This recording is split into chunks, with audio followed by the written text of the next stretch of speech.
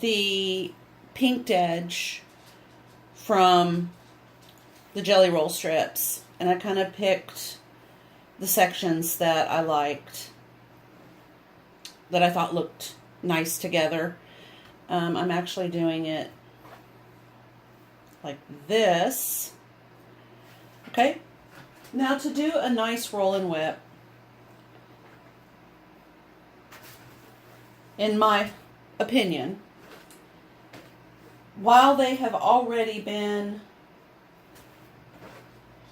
starched and pressed,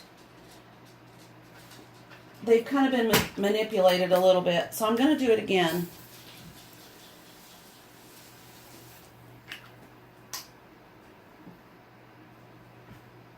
And I need to put some water in my Rowenta, so I'll be right back.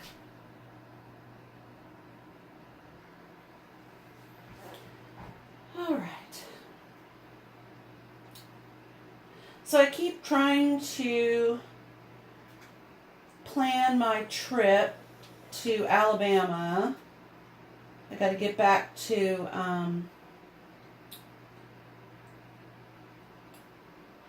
a little tiny town down there where my sister and her husband live. I need to assist them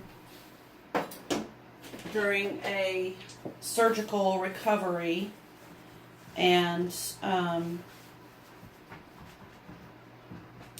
don't know, just the planning of it.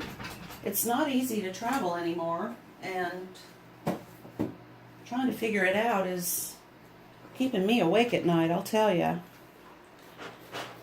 Alright, so here I go. I'm really starching my little pieces of fabric. I don't want the edges to fray. Now I can still do a roll and whip stitch if they fray, but it is my preference that they not fray. You can always trim those little whiskers off when you have completed the stitching. Okay, and you need to make sure, because a roll and whip does require a lot of thread. This one's still slightly damp.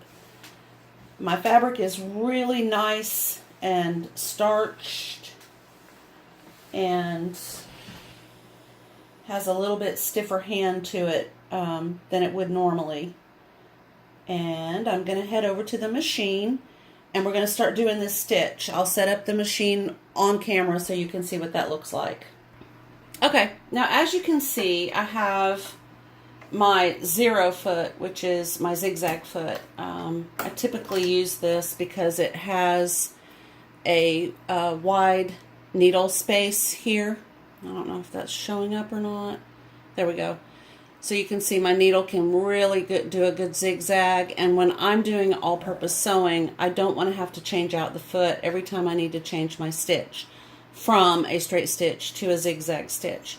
So this tends to be my favorite go-to foot in this particular case.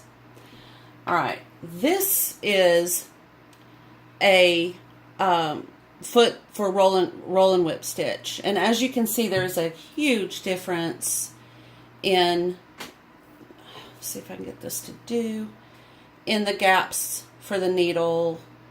There's too much shadow.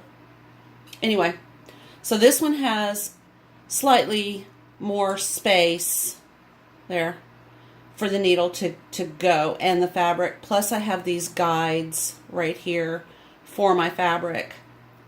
So I've snapped off that one and I'm going to snap this one on. And when I do that, I always make sure that the little screw in the back that actually holds the foot to the post is well attached. Okay, my needle is very new. It is a slightly bigger needle than I like for a roll and whip. So even though it is a new needle, I'm going to take it out and put in a different needle. But I'm also going to make a note of, because my needle track is broken, I need to replace that. Let's see, let me find my box of needles. Here we go. All right. So I want to use a relatively thin needle that kind of matches my thread. I'm using a 50 weight thread. So I'm going to go, and it needs to be sharp, so a ballpoint definitely would not work. I think I have two or three of those. Oh, 3, okay.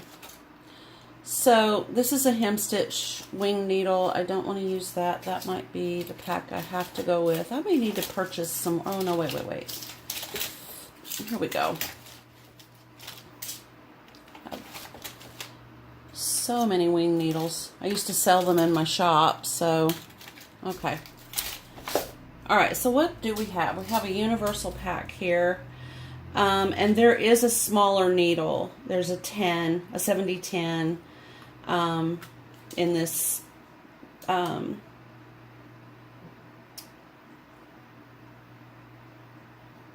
pack right here.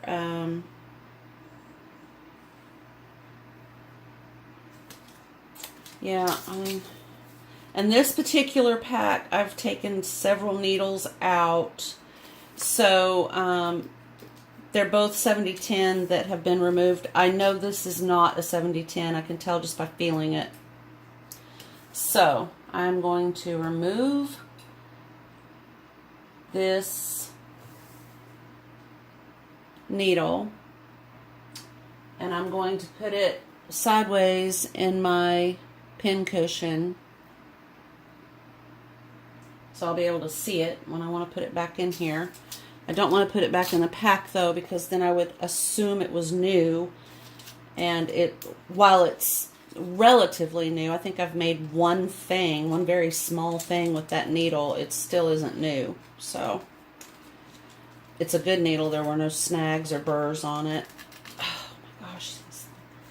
Sometimes. Come on, slide up.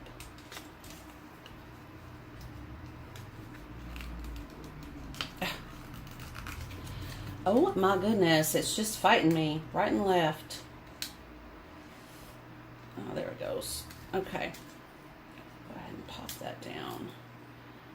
Okay, yeah, that's definitely a thinner needle. And that's what I'm looking for. I want something that's going to slip through the fabric very easily. I don't feel any burrs. In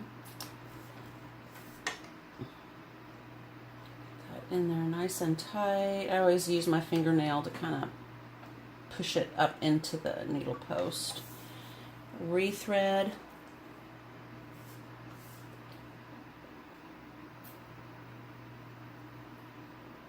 With my DMC.